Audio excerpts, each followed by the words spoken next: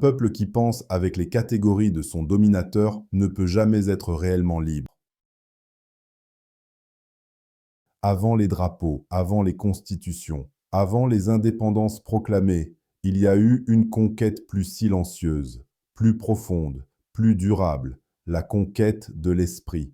Pour Kwame Nkrumah, le colonialisme ne commence pas avec les canons, il commence avec les idées, avec la manière dont un peuple apprend à se voir lui-même, à se situer dans le monde, à définir ce qui est possible et ce qui ne l'est pas. La domination coloniale ne s'est jamais limitée à l'exploitation économique ou à l'administration politique. Elle a imposé une vision du monde, une vision dans laquelle l'Europe est le centre de l'histoire, l'Afrique, sa périphérie. Une vision où la modernité est européenne, la rationalité est occidentale et l'Afrique est reléguée au passé, à la tradition, au folklore, à l'irrationnel. Un peuple qui pense avec les catégories de son dominateur ne peut jamais être réellement libre. Le colonialisme a compris très tôt le rôle central de l'éducation.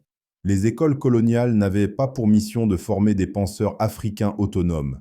Elles avaient pour fonction de produire des administrateurs loyaux, des intermédiaires disciplinés, une élite capable de gérer le système colonial après le départ officiel du colon. On y enseignait l'histoire de l'Europe, la philosophie européenne, les valeurs européennes. L'Afrique y apparaissait à peine, et lorsqu'elle apparaissait, c'était comme un continent sans pensée, sans science, sans philosophie propre. Résultat, une élite africaine formée à admirer l'Occident et à douter de ses propres racines. Aliénation et auto-dévalorisation.